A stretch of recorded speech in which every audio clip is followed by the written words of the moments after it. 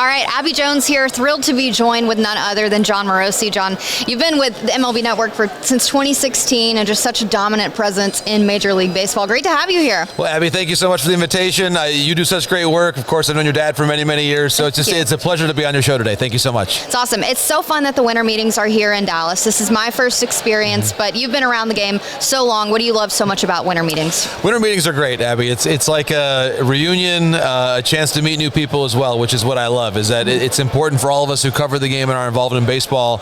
We have to keep changing and updating our perspectives on the game, and you do that by meeting great baseball people who love to talk about the game and share their own experiences. And so you look around this lobby, you've got people who are bat manufacturers, people who are very deep into the analytics world, teams from all around the world, from Korea, from Japan, scouts from Latin America who come here. So you really get to meet everybody, and it's important that, I often say, Abby, that the relationships that you build at places like this will carry you through the next season. This is where, when a new player gets called up, you might have heard about him at the Rule 5 draft, getting ready, which of course is tomorrow here at the winter meeting. So it's a lot of the small stuff. Yes, we talk about Juan Soto, but Juan Soto really, from an industry standpoint, is actually he's just one player among many that we're all talking about right now. Yeah, and what makes his expertise just top notch is that you're able to talk about every single team in Major League Baseball. I want to pick your brain a little bit about the Texas Rangers. The number one priority that Bruce Bochy, Chris Young have said is Nathan Eovaldi. What are you hearing on your side of things? I think Eovaldi is really important for the Rangers to keep him in Arlington because of all that he means, and you know from covering the team, his value on and off the field. There is certainly some interest in him around the industry. Teams like the Yankees, who have had him before, the Red Sox have had him before, the Braves, I know, like him as well. Other clubs that you might think would be involved in starting pitching, like the Cardinals, are probably not. So the number of teams that are involved in the Eovaldi pursuit might be a little smaller than you would expect, but the teams that are in there are really in there because they're those that can spend well. So I think the Rangers are going to probably have to stretch their comfort zone to bring him back.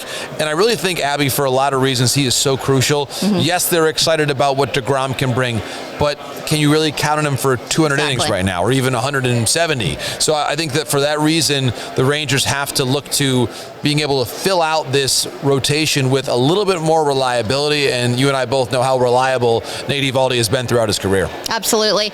And the Rangers, have said he's priority number one and number two. If they do get Nathan Eovaldi, where do you see this team being in 2025? Well, it's a very competitive division, and certainly the Astros, even as they're in a bit of a transition too, we'll see what happens for them with Bregman. Are they really serious about trading Kyle Tucker? There's interest in Kyle Tucker, but getting a deal done, I think, is a very different conversation. Exactly. So I think we know the Astros are still there. The Mariners, I think, are a really intriguing team. They want to improve, and they want to find a way to push that lineup over the finish line into being a legitimate ALCS or World Series contender, but they probably have to move some money to do it. We've heard rumblings of a Luis Castillo trade potentially. So the division, as much as 2024 was a disappointment for the reigning World Series champion Rangers, they're not that far away. And I think with a healthier year from Lowe, obviously, and I think the outfield in general, we've seen players emerge, and Garcia certainly is a threat anytime he's at the plate. So there's a lot to like, even beyond the outstanding middle of the infield that they've got. You look at Young, you look at Heim, players that have shown flashes of being all-stars, that I think that their future is still very bright. And if the Rangers just have a normal year from a standpoint of position player health, then they may only be that one starting pitcher and one reliever away from being right back in a playoff position. Were you shocked to hear that Corey Seager and Marcus Semien, took such a big deal to come here after just such a tough season the year before, 100+ losses, and that CY was able to kind of get that deal done?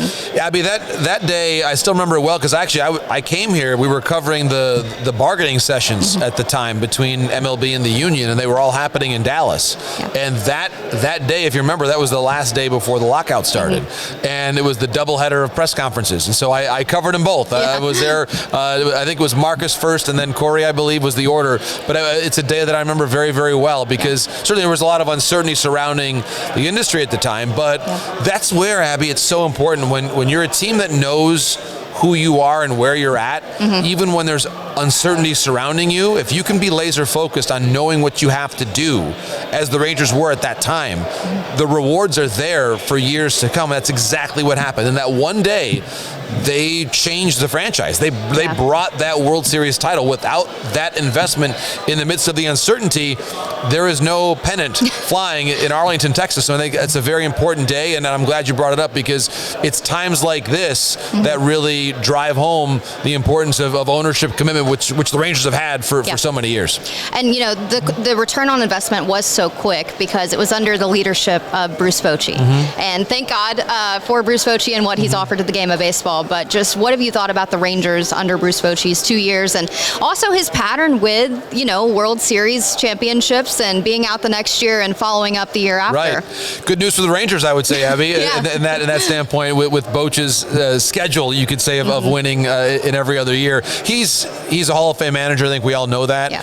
And I really admire that he always comes in to a situation or a new year with a lot of openness and curiosity, and he strikes me. People look at him and say, "Oh, he's been in the game for so long and he's old school." Nah, he's not really. He does a really good job, I think, of blending the old school and new school, and he relates to the young players really well.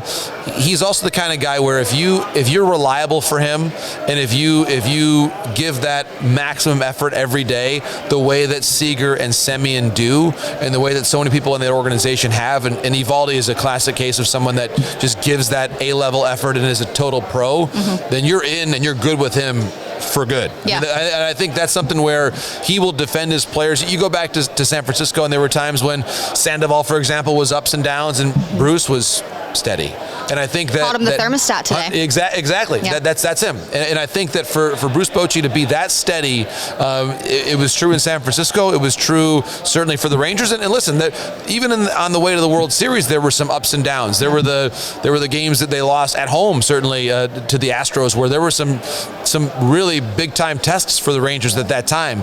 And Bruce and his calmness, I think, won the day. So I'm always impressed by Bruce Bochy. I've always enjoyed my conversations with him over the years, and what a great person to represent the game. So I think all Ranger fans are really fortunate to have him as the leader of the team. And absolutely thrilled to have you join us. Insight like no other. That is why he's on MLB Network, one of the best in the industry. Jon, thanks so much for your time. Thank you, Abby. Happy winter meetings, happy holidays, and anytime. I'll always enjoy our conversations. Thanks so much. Thank you.